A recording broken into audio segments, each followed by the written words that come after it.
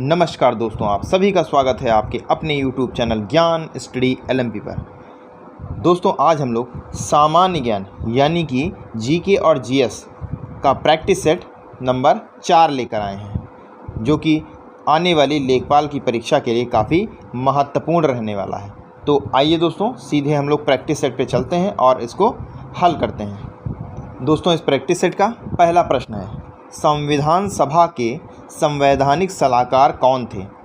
4 option है आपके। ए है सच्चिदानंद सिन्हा, बी है KM मुंशी, सी है BN राव और डी है TT कृष्णमाचारी। तो इस प्रश्न का सही उत्तर है ऑप्शन सी, BN राव। अगला प्रश्न है, भारत के राष्ट्रपति पर महाभियोग चलाने के लिए कम से कम कितने दिन पूर्व सूचना आवश्यक है? ऑप्शन है आपके 7 दिन, 14 दिन, 21 दिन, 30 दिन। तो दोस्तों, इस प्रश्न का सही उत्तर हो जाता है ऑप्शन डी, 14 दिन। भारत के संविधान के अनुच्छेद के भाग 5 अनुच्छेद 61 के अंतर्गत राष्ट्रपति पर महाभियोग चलाया जा सकता है, जिसकी सूचना 14 दिन पूर्व देना अनिवार्य है। तो बी ऑप्शन हमारा सही हो जाता है।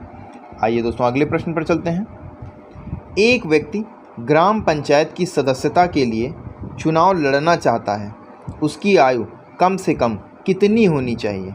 ऑप्शन है ए 18 या इसके ऊपर, बी है 19 या इसके ऊपर, सी है 21 वर्ष या इसके ऊपर और डी है कम से कम 25 वर्ष। तो इस प्रश्न का सही उत्तर हो जाएगा ऑप्शन सी ऑप्शन हमारा सही हो जाएगा, 21 वर्ष या इसके ऊपर, यानी कम से कम वो 21 का जरूर होना चाहिए। आइए दोस्तों, अगला प्रश्न पर चलते हैं। अगला प्रश्न है, निम्न में से ग्राम पंचायत की आय का स्रोत कौन सा है? आयकर, व्यावसायिक कर, बिक्री कर, लेवी शुल्क। तो दोस्तों, इस प्रश्न का सही उत्तर हो जाता है ऑप्शन बी, व्यावसायिक कर।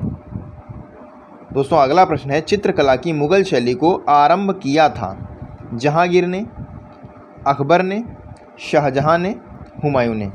तो दोस्तों, चित्रकला की मुगल शैली को हुमायूं द्वारा आरंभ किया गया था। तो डी हमारा ऑप्शन सही हो जाता है। आइए दोस्तों, अगले प्रश्न पर चलते हैं। अगला प्रश्न है, निम्न में से उत्तर प्रदेश के किस एक जनपद में भारत छोड़ो आंदोलन के दौरान समानांतर सरकार की स्थापना की गई? जौनपुर में, आजमगढ़ में, बलिया में, गाजीपुर में। तो इस प्रश्न का सही उत्तर हो जाएगा ऑप्शन सी, बलिया में। अगला प्रश्न है, ओजोन बायोस्फीयर को बचाती है इंफ्रारेड किरणों से, अल्ट्रा वायलेट किरणों से, एक्स किरणों से, गामा किरणों से। तो इस प्रश्न का सही उत्तर हो जाएगा ओजोन बायोस्फीयर को अल्ट्रा वायलेट किरणों से बचाती है, यानी हमारा ऑप्शन सही हो जाता है। आइए आगे चलते हैं। अब अगला प्रश्न है, सूची 1 को सूची 2 में सम्मिलित कीजिए। दोस्तों, A B C D 4 दिए हैं, इधर 1 2 3 4 दिए हैं, इनको सही लगाना है, बताना है कौन किसके सामने आएगा। तो दोस्तों, खाद्य उत्पादन जो है उसके आगे हरित क्रांति आएगा, यानी पहला हमारा सही सम्मिलित है। और दूसरा है दुग्ध उत्पादन। दुग्ध उत्पादन के लिए श्वेत यानी सफ़ेद क्रांति होती है, यानी हमारा सी ऑप्शन हो जाएगा। बी के सामने 3 नंबर आएगा और सी मत्स्य पालन के आगे नीली क्रांति आएगा और उर्वरक के लिए भूरी क्रांति, यानी डी के सामने 4 नंबर आएगा। तो इस तरह से हमारा सही ऑप्शन हो जाता है ऑप्शन ए के सामने 1, बी के सामने 3 और सी के सामने 2 और डी के सामने 4, यानी हमारा ए ऑप्शन सही हो जाता है। आइए दोस्तों, आगे चलते हैं। अगला प्रश्न है, मूल कर्तव्यों का वर्णन संविधान के किस अनुच्छेद में है? अनुच्छेद 51, अनुच्छेद 51A, अनुच्छेद 51B, अनुच्छेद 24D। तो इस प्रश्न का सही उत्तर हो जाएगा ऑप्शन बी, हमारा सही हो जाएगा। मूल कर्तव्यों का वर्णन अनुच्छेद 51A के अंतर्गत किया गया है। अगला प्रश्न है, पायरोमीटर निम्न में पायरोमीटर के नापने के लिए प्रयोग में लाया जाता है? वायुदाब, आर्द्रता, उच्च तापमान, भूकंप की तीव्रता। सी ऑप्शन हमारा सही हो जाएगा, उच्च तापमान। इससे दोस्तों 800 से 4000 तक के ताप नापे जा सकते हैं। इसे गर्म वस्तु के संपर्क में नहीं रखना पड़ता, अतः दूरस्थ वस्तुएं जैसे सूर्य आदि का तापमान नाप सकते हैं। तो सी ऑप्शन हमारा सही है। आइए दोस्तों आगे चलते हैं।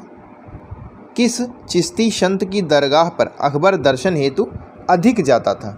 मोइनुद्दीन चिश्ती, शेख नसीमुद्दीन, चिराग देहलवी, सी है कुतुबुद्दीन बख्तियार काकी, शेख फरदीर सज ए शंकर।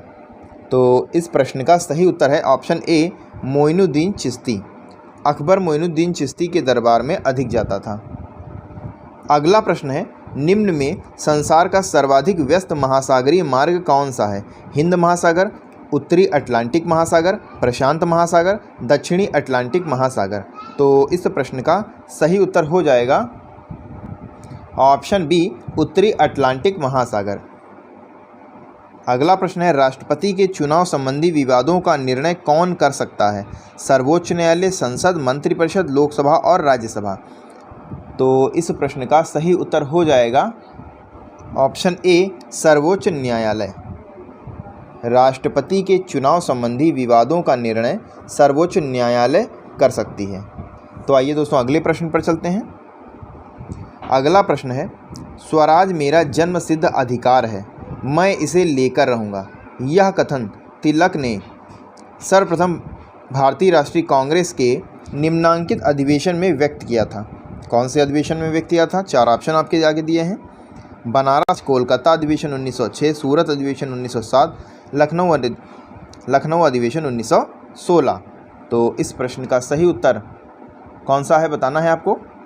बाल गंगाधर तिलक भारतीय स्वाधीन आंदोलन के समय राष्ट्रीय कांग्रेस के उग्र विचारों के पक्ष को नेतृत्व प्रदान करते थे। तिलक ने भारतीय राष्ट्रीय कांग्रेस के लखनऊ अधिवेशन 1916 अधिवेशन में कहा था, स्वराज मेरा जन्मसिद्ध अधिकार है, मैं इसे लेकर रहूँगा। इससे पहले दादा भाई नौरोजी 1906 में कांग्रेस के मंच में स्वराज की मांग कर चुके थे। तो इस हिसाब से हमारा डी ऑप्शन सही हो जाता है। आइए दोस्तों आगे चलते हैं। जब कुएं में पानी की बाल्टी को ऊपर खींचते हैं तो हमें महसूस होता है कि बाल्टी, 4 ऑप्शन है आपके, पानी की सतह से ऊपर भारी हो गई है, पानी की सतह से ऊपर हल्की हो गई है, पानी से बाहर आकर स्थिरता खो बैठी है और पानी से बाहर आकर उसके द्रव्यमान में वृद्धि हुई है। दोस्तों जब आप कुएं से बाल्टी को ऊपर खींचते होंगे तो आपने महसूस किया होगा कि कुएं से जब हम पानी को ऊपर खींचते हैं तो जब तक पानी की सतह तक रहती है तब तक तो उसे खींचना आसान होता है, लेकिन जैसे ही सतह से ऊपर आती है तो आपने महसूस किया होगा कि वो थोड़ा सा भारी हो गई है। तो ये दोस्तों हमारे ए ऑप्शन में दिया हुआ है, तो ए ऑप्शन हमारा सही हो जाता है, यानी हमें पानी की सतह से ऊपर भारी महसूस होने लगती है। तो ए ऑप्शन हमारा सही है। आइए दोस्तों आगे चलते हैं। बेतार के तार का संपर्क पृथ्वी के धरातल को परिवर्तित किया जाता है। ऑप्शन है ए, ट्रोपोस्फियर द्वारा, ए ऑप्शन है ट्रोपोस्फियर द्वारा, बी है स्ट्रेटोस्फियर द्वारा, सी है आइनोस्फियर द्वारा और डी है इनमें से कोई नहीं। तो दोस्तों आपको बताना है इस प्रश्न का कौन सा उत्तर सही है। तो दोस्तों इस प्रश्न का सही जवाब है ऑप्शन सी, आइनोस्फियर द्वारा। अगला प्रश्न है, मांसपेशियों में निम्न अम्ल के जमा होने पर थकान महसूस होती है। लैक्टिक अम्ल के, साइट्रिक अम्ल, यूरिक अम्ल, उपरोक्त सभी। दोस्तों जब हम अधिक समय तक कार्य करते हैं तो मांसपेशियों में विभिन्न प्रकार के विषैले पदार्थ एकत्रित हो जाते हैं, अर्थात कार्य की निरंतरता से ग्लाइकोजन नामक तत्व लैक्टिक अम्ल में परिवर्तित होने लगता है, जिससे मांसपेशियां सिकुड़ने लगती हैं। तो ए ऑप्शन हमारा सही हो जाता है, लैक्टिक अम्ल जमा होने लगता है। आइए दोस्तों आगे चलते हैं। प्रश्न है, भ्रूण एवं गर्भाशय के मध्य निम्न रचना संपर्क बनाए रखती है। प्लेसेंटा, गर्भाशय भित्ति, वृषण, यकृत। तो इस प्रश्न का सही उत्तर हो जाएगा ऑप्शन ए प्लेसेंटा। प्लेसेंटा से भ्रूण और गर्भाशय के मध्य रचना का संपर्क बना होता है। अगला प्रश्न है चौरी चौरा की घटना घटित हुई थी 1 फरवरी 1922, 2 फरवरी 1922, 5 फरवरी 1922, 6 फरवरी 1922। तो इस प्रश्न का सही जवाब हो जाएगा ऑप्शन सी 5 फरवरी 1922। चौरी चौरा की घटना 5 फरवरी 1922 को घटित हुई थी। आइए दोस्तों अगले प्रश्न पर चलते हैं। अगला प्रश्न है 15वें वित्त आयोग का अध्यक्ष कौन है? ए है YV रेड्डी, बी है श्री अरविंद पनगड़िया, सी है रघुराम राजन और डी है श्री NK सिंह। तो इस प्रश्न का सही जवाब है 15वें वित्त आयोग के अध्यक्ष श्री NK सिंह हैं। 15वें वित्त आयोग का कार्यकाल 2021-22 से 2025-26 तक है। तो हमारा सही जवाब हो जाएगा ऑप्शन डी NK सिंह। अगला प्रश्न है मिश्रित अर्थव्यवस्था से आप क्या समझते हैं? आधुनिक और पारंपरिक उद्योग, सामाजिक और निजी क्षेत्र, विदेशी एवं घरेलू निवेश, वाणिज्यिक और निर्वाह खेती।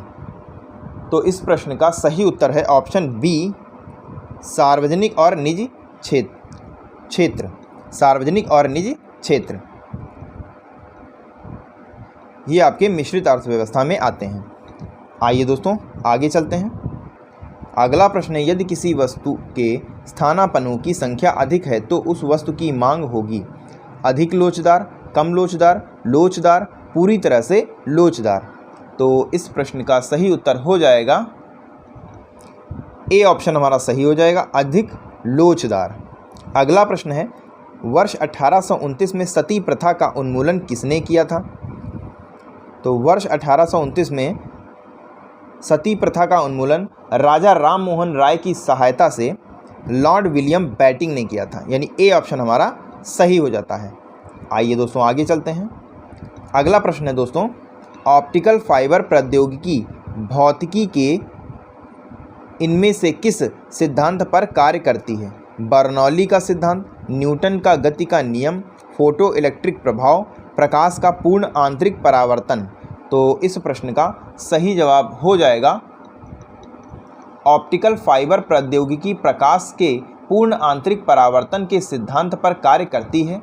यह ऊर्जा के नगण्य नुकसान के साथ प्रकाश संकेतों को एक स्थान से दूसरे स्थान तक पहुंचाने में मदद करता है, जिससे तांबे के केबलों की तुलना में अधिक सिग्नल ले जाने की क्षमता होती है। तो डी ऑप्शन हमारा सही हो जाएगा। तो डी ऑप्शन हमारा सही हो जाएगा। अगला प्रश्न है भारतीय पुनर्जागरण आंदोलन के जनक कौन थे? श्रद्धानंद, दयानंद, राजा राम मोहन राय, केशव चंद्र सेन। तो पुनर्जागरण के जनक राजा राम मोहन राय, हमारा सी ऑप्शन सही हो जाता है। कमेंट करके ज़रूर बताएं और कितने क्वेश्चन आपके सही हुए कमेंट सेक्शन में ज़रूर बताएं। और अगर वीडियो अच्छी लगी हो तो लाइक करें। और दोस्तों अगर चैनल पर आप पहली बार आए हैं तो चैनल को सब्सक्राइब करना ना भूलें। मिलते हैं अगली क्लास में, तब तक के लिए नमस्कार। जय हिंद, जय भारत।